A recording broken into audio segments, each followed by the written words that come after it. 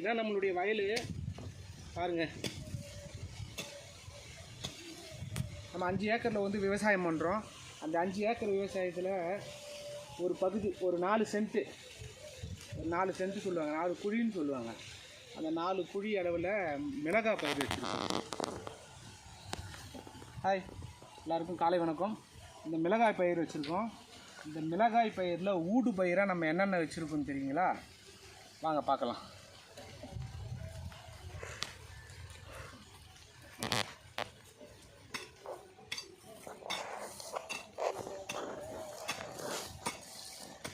இந்த ஊடு பயிராக நான் சொன்ன மாதிரி ஊடு பயிர் இங்கே வாங்க. இங்கே பார்த்தீங்கன்னா ஃபஸ்ட்டு வந்து புதினா. சண்டே எதுவும் நம்ம வந்து பிரியாணி செஞ்சுட்டு மீதியை நம்ம தூக்கி போட்டுவிடுறோம்ல, கொஞ்சம் அப்படியே ஜூமில் காட்டுங்க. சண்டே எதுவும் தூக்கி போட்டுருவோம். நம்ம அந்த மாதிரி தூக்கி போடாமல் என்ன பண்ணியிருக்கோம், மிளகாவிலே ஒரு பாத்தி கட்டி ஓரமாக வச்சுருக்குறோம். பார்த்தீங்கன்னா இவ்வளோ ஃப்ரெஷ்ஷாக இருக்குது பாருங்கள். இந்த மாதிரி கடையிலலாம் கிடைக்காது. அவங்க தண்ணி தெளித்து 2-3 நாளாக வச்சுருப்பாங்க. ஆனால் இது ஃப்ரெஷ்ஷாக இருக்குது. வேணும்னா நம்ம பறிச்சிக்கலாம். இது வந்து மிளகாய் பயிர். இந்த மிளகாயிலே வந்து பார்த்திங்கன்னா சுற்றி புதுசாக தென்னை கன்று வச்சுருக்கோம். இது வச்சு வந்து ஒரு 6-7 வருஷம் ஆகிடுச்சு. இந்த தென்னை கன்று, இந்த மரம் வச்சு 10 வருஷம் ஆகிடுச்சு. காய் காய்க்கும். பொங்கல் ஃபங்க்ஷன் அதுக்கும் வந்து ரிலேட்டிவ்லாம் வந்து இந்த காயெல்லாம் காலி பண்ணிட்டாங்க. அடுத்து வந்து இதை பாருங்கள், இந்த செடி வந்து அப்படியே விட்டுட்டேன் நான். இதுதான் காட்டு மல்லி. இந்த காட்டு மல்லியில் பூ வச்சுதுன்னா இந்த சீசனில் இலையெல்லாம் உதிர்ந்துடும். பெரிய டைமில் தான் பூ, அவ்வளோ பூ இருக்கும். சாப்பிட்டு யூஸ் பண்ணிடலாம். அடுத்து வந்து இது சப்போட்டா, ஹைப்ரிட் வகையான சப்போட்டா. இதில் பார்த்தீங்கன்னா காய் வச்சுருக்கு. நீங்கள் அப்படியே பார்த்தீங்கன்னா தெரியாது, கிட்ட வந்து பார்த்தீங்கன்னா தெரியும். இதில் ஒரு காய் இருக்குது. இது ஹைப்ரிட் வகையான சப்போட்டா. இதில் வந்து மிளகாவில் தண்ணி பாய விட்றப்ப இதுக்கும் தேவையான தண்ணி அது எடுத்துக்கும். அப்படியே சுற்றி என்ன பண்ணியிருக்கோம்னா, இப்போ பாருங்கள் மரவள்ளி.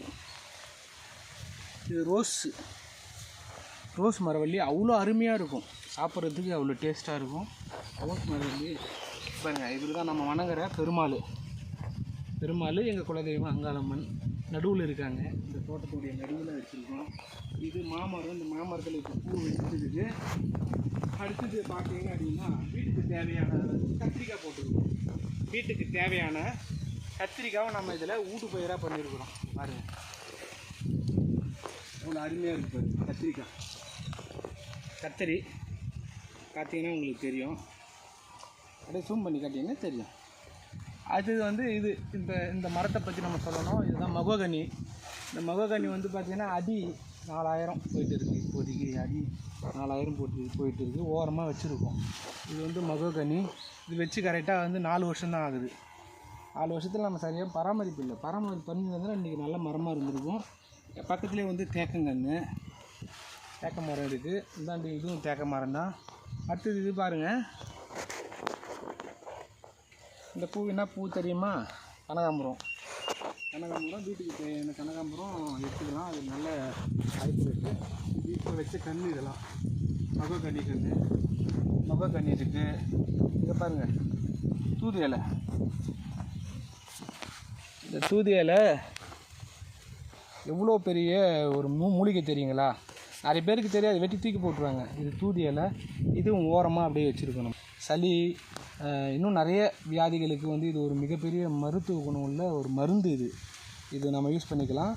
வேணுன்றப்ப நம்ம பறிச்சுக்கலாம். அடுத்தது இங்கே வாங்க. இதிலே காசரைக்கீரை வச்சுருக்குறோம் நம்ம. காசரைக்கீரை இதில் பாருங்கள். இது வந்து நம்ம சரௌண்டிங்கில் எங்கேயும் வைக்க முடியாது. ஏன்னா வண்டல் மண்ணில் அதிகமாக வளராது. இது பலாக்கன்று வச்சு ஒரு 3 வருஷம் ஆகுது.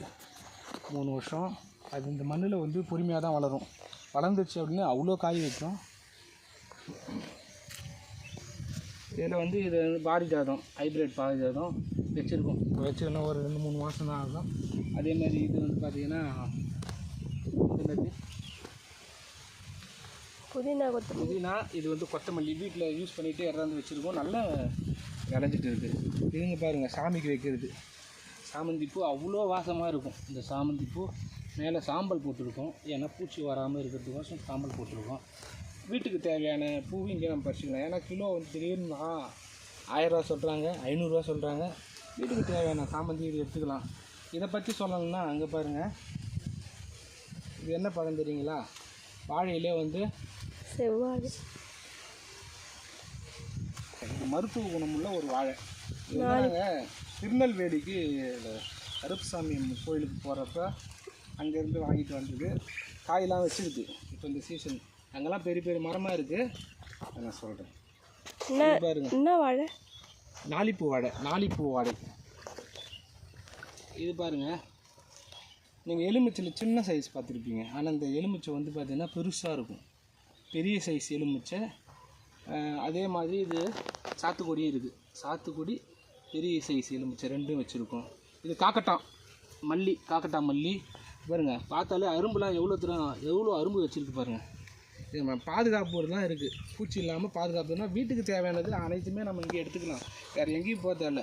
இதான் நந்தி வட்டம். நந்தி வட்டம் பூ எங்கேயுமே கிடைக்காது. சிவனுக்கு சக்தி வாய்ந்த ஒரு பூ, பயன்படுத்திக்கலாம். இது வந்து மல்லி. இதாண்ட இது பாருங்கள், இது பலாக்கன்று இருக்குது, மல்லி கன்று இருக்குது. இது மகோகனி. இதாண்ட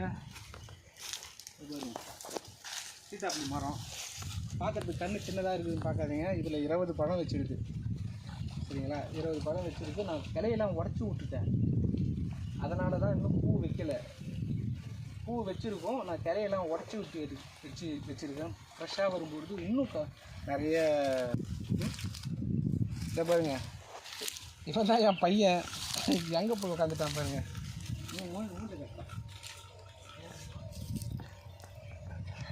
ஹாய் சொல். ஹாய். நான் என்னுடைய பெரிய பையன் தஷ்வந்த். அப்படியே வந்தீங்கன்னா உங்களுக்கு நான் வாட்டர் ஆப்பிள் காட்டுவேன். வாட்டர் ஆப்பிள் காட்டுவேன்.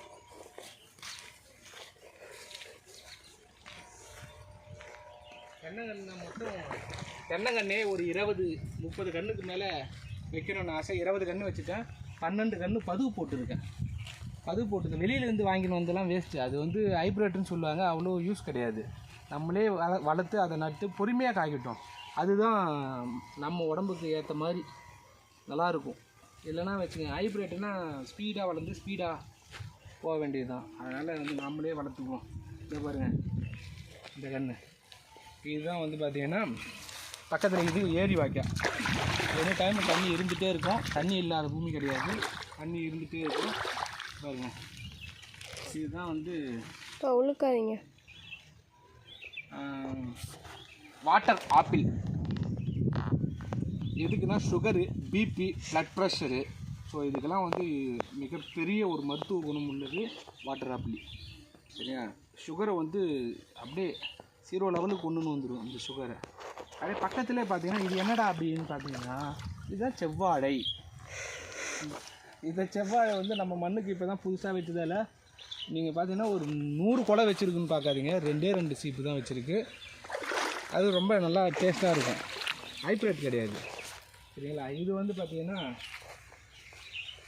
பூவம்பழம், சாம்பல் வாழைப்பழம் சொல்லுவில்ல அது. இது பாருங்கள், இதுதான் நாளிப்பூ வாழை. நாளிப்பூ வாழை.